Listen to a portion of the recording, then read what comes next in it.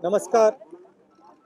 जैसे आप सब जानते हैं, आज हमारे जो ऑपोजिशन के सस्पेंडेड एमपीज हैं, उनके 14 दिन सस्पेंशन के हो गए हैं। हाउस में जिन चीज़ों के बारे में ऑपोजिशन डिबेट करना चाहती है, वो डिबेट सरकार नहीं होने देती है। और जहां भी ऑपोजिशन अपनी आवाज़ उठाने की कोशिश करती है तो धमकाकर, डराकर उनको सस्पेंड करके सरकार काम करती है। ये लोकतंत्र की हत्या है। पार्लियामेंट हाउस में डिस्कशन होना चाहिए, सब मुद्दों पर डिस्कशन होना चाहिए, मगर जो डिस्कशन हम करना चाहते हैं वो हमें करने नहीं दिया जाता है। सरकार के ऊपर हम सवाल उठाना चाहें, सरकार सवाल उठाने नहीं देती। 3-4 ऐसे मुद्दे हैं जो सरकार मतलब नाम तक लेने नहीं देती। तो ये सही तरीका नहीं है। प्रधानमंत्री जी हाउस में नहीं आते हैं, कितने दिन से नहीं आए? 13 दिन हो गए प्रधानमंत्री हाउस में नहीं आते हैं, एक दिन आते नहीं है। ये कोई तरीका नहीं है लोकतंत्र को चलाने का। We have here our suspended members. This is a symbol of the democracy of this country. This is the symbol of the crushing of the voice of the people of India. They've been suspended now for 2 weeks. They are sitting outside. Their voice has been crushed. They've done nothing wrong. We are not allowed to discuss important issues in Parliament. We are not allowed to debate things in Parliament. Bill after bill after bill after bill is just passed in the din. This is not the way to run Parliament. The Prime Minister doesn't come to the House.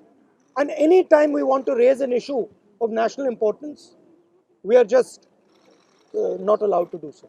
It's a very unfortunate killing of democracy that is taking place. एक मंत्री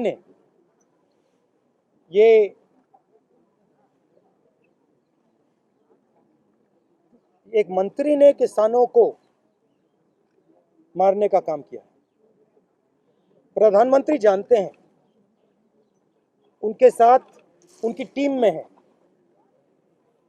हमने कहा उस समय भी discussion नहीं होनी थी। जैसे इनको चुप किया है, वैसे ही उस समय भी हम सबको चुप किया था। हम यहां भी आए थे, हमने कहा था कि देखिए चर्चा करने दीजिए। सच्चाई सबको मालूम है।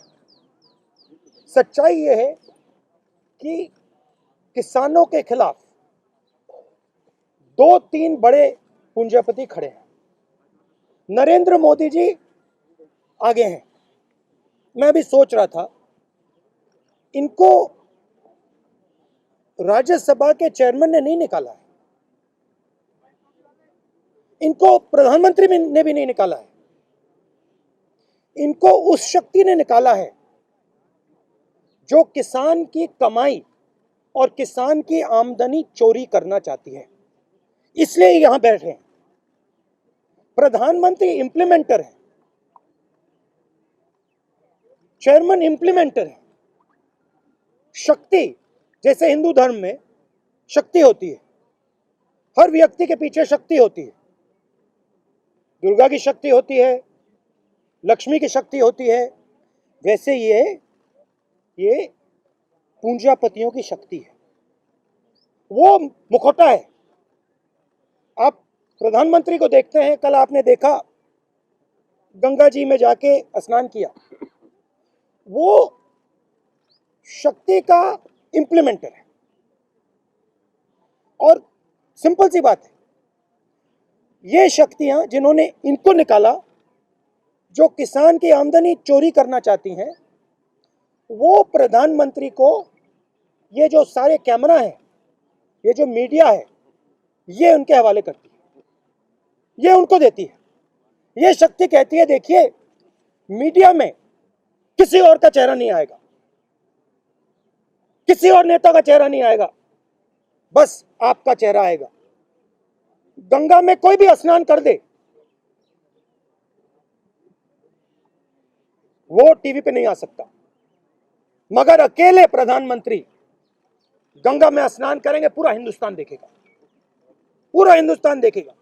क्योंकि प्रधानमंत्री के पीछे पूंजापतियों की 2-3 शक्ति है, और उन्होंने इन कैमराओं को कैप्चर कर रखा है, और उन्होंने इन लोगों को, जो जनता की आवाज है, उनको पार्लियामेंट से बाहर निकालकर गांधी स्टैचू के पास बैठा दिया। यह सच्चाई है, और देश को और किसानों को यह सच्चाई पहचाननी पड़ेगी। लखीमपुर का जो मुद्दा है वो आप पार्लियामेंट में उठाएंगे ना? पार्लियामेंट में उठाएंगे, उठाने नहीं देंगे। हम दो, हमारे दो, उठाने नहीं देंगे। 4 लोग उठाने नहीं देंगे, इनको बाहर कर देंगे। लखीमपुर खेरी पे डिस्कशन नहीं होगा, चाइना पे डिस्कशन नहीं होगा, किसानों पे डिस्कशन नहीं होगा, नहीं हो सकता। कैसे होगा? इसका क्या मतलब है? कोई मतलब नहीं। ये तो अब बिल्डिंग है, म्यूजियम है, म्यूजियम है। अब राहुल जी, मेरा सवाल यह है कि लगातार आप सीतापुर, लखीमपुर खीरी गए, हिरासत में भी लिया गया आपके नेताओं को। 12 लोगों को एसआईटी ने कहा कि सोची समझी साजिश के तहत इन लोगों ने गाड़ियों से किसानों को रौंदा। अब सवाल यह है कि लगातार आप संसद के भीतर, संसद के बाहर ये मांग करते रहे कि जो मौजूदा गृह राज्य मंत्री हैं उनको तत्काल प्रभाव से बर्खास्त किया जाए, वो अभी ऐसा हुआ नहीं। आगे अब आप जब इन्होंने अपनी जीप किसानों के ऊपर चलाई, इनके पीछे कौन सी शक्ति थी? छूट किसने दी? किस शक्ति ने उनको, कितने दिन हो गए, किस शक्ति ने उनको जेल से बाहर रखा आज तक? कौन सी शक्ति है ये? वही शक्ति है जिसने इनको निकाला।